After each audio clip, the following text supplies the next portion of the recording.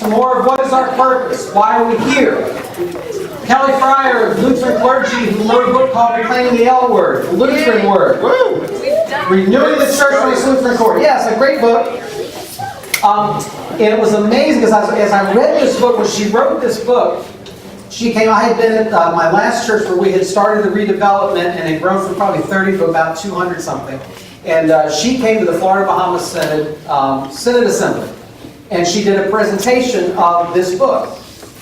And I had Steve and Jennifer Farber with me, very close friends and members of the church there. And Jennifer and I are, she was real big into our Vacation Bible School and just had been a big part of what we had done.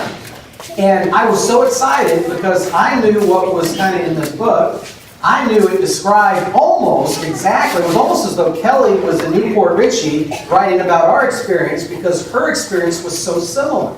And this was, I was just so thrilled because I've got Jennifer and Steve with me, and they're going to hear her say the same things I've been saying, and it's going to rubber stamp what I've been doing, and they're going to go back and say, hey, you got to hear about all this, right? She does her presentation on her book, did a great job presenting. We're walking to lunch. We were in Tampa. It was in downtown Tampa. We're walking to a restaurant, and Jennifer goes, Pastor, I got to get that book. We need to start doing what's in that book. She was awesome. You talk about an ego that wasn't real inflated at the time. Anyway, just going.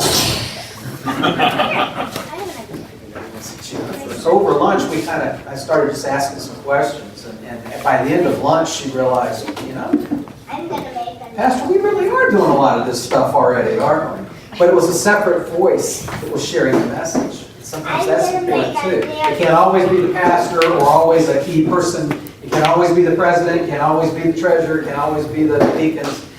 We need to hear things. Sometimes we'll hear the same thing in a different way from somebody else. But I want to share this from Kelly's book to get us started as we go from, there's a little bit of identity and purpose in what she writes here. This is the very beginning of her book, the introduction. She says, I used to listen to the radio every morning as I was brushing my teeth.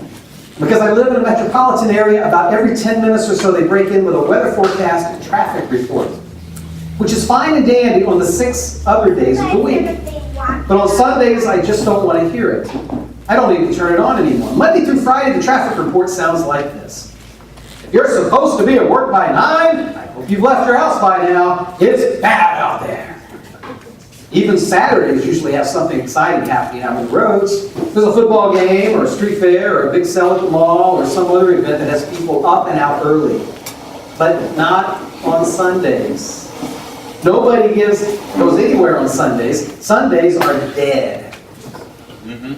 Then she writes, the last thing Jesus did, according to Luke anyway, was to share a vision of what might one day happen. He said, you will receive power when the Holy Spirit has come upon you, and you will be my witnesses in Jerusalem, in all Judea and Samaria, and to the ends of the earth. That's Acts 1, verse 8. Then she writes, Isaiah had a similar vision even before Jesus even came around. He wrote, in days to come, the mountain of the Lord's house shall be established as the highest of the mountains, and shall be raised above the hills. All the nations shall stream to it. Many people shall come and say, come, let us go up the mountain of the Lord, to the house of the God of Jacob, that he may teach us his ways, and that we may walk in his paths. Then she says, I have a vision of my own. Cars backed up for miles, bumper to bumper on Sunday morning. And that guy in the traffic update helicopter hovering overhead, reporting happily from the sky, well, folks, if you're on your way to 9 o'clock worship at the church this morning, I sure hope you've already left. It's madness out there.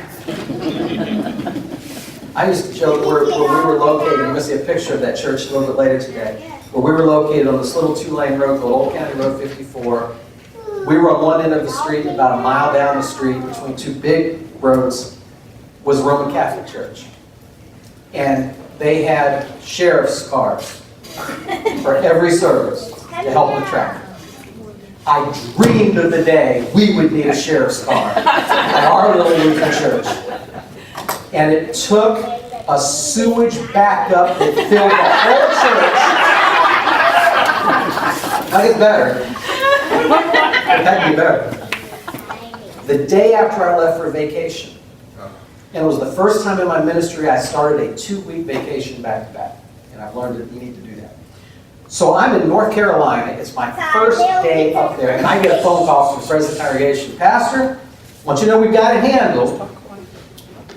But the lift station stopped working, it backed up, and we had 6 inches of sewage throughout our entire building. You say Serve Pro and Big Bill? That's okay, because Tom Dobies, who has the funeral home across the street, is allowing us to use his building for worship, small little chapel. So for 2 weeks, and then 2 weeks after I got back, 4 weeks in a row, we had worship across the street using our own parking lot. Well, what does that mean? We have people that have to cross the road. The sheriff's department is willing for 4 weeks to come and stop traffic so our people can walk because of sewage!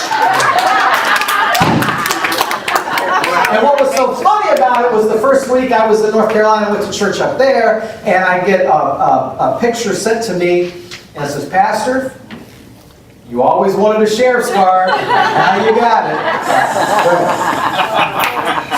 This is the vision I know I share with many people in the church throughout my denomination, the LCA. Across every other mainline Protestant church, we want our congregations to be vibrant, growing places that make a difference in people's lives in the world. We want to do what Jesus asked us to do, but we don't see it happening. It isn't true everywhere, of course, but in too many mainline churches, we see declining worship attendance, we see decreasing, aging membership rolls, we see depressed pastors and angry congregational members. We feel like we've tried everything and nothing is making a difference. Then she says, I know what it's like to be in a struggling congregation.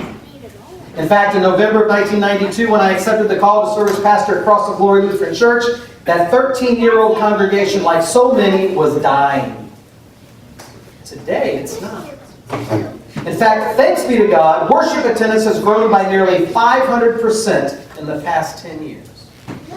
75% of our new members hadn't been part of a faith community of any kind since they were children, or if ever, until they came to Cross of Glory. About that many weren't raised Lutheran either. The place has new energy now, a vision, a willingness to follow Jesus wherever He leads. But none of this happened necessarily because of the way we did things. And we'll skip a little bit, and then she writes this. How we do things does matter, but that's not the real issue. The real issue is who we are. Are we people who are so confident in God's love and grace that we're able to try new things and welcome new people and embrace new ideas and dream new dreams?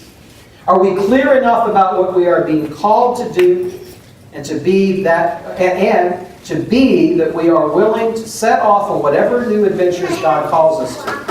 Are we full of enough hope that we can dare to fail? Are we full of enough hope to risk messing everything up? To take the chance that we might even be wrong? Are we free to love, to serve, to share, to sing, to laugh, to lead, to give ourselves away? Are we willing to let ourselves be turned upside down and inside out by a God who wants for us and for our congregations and for our world more than anything we could ever even ask or imagine? Who are we? Who are you?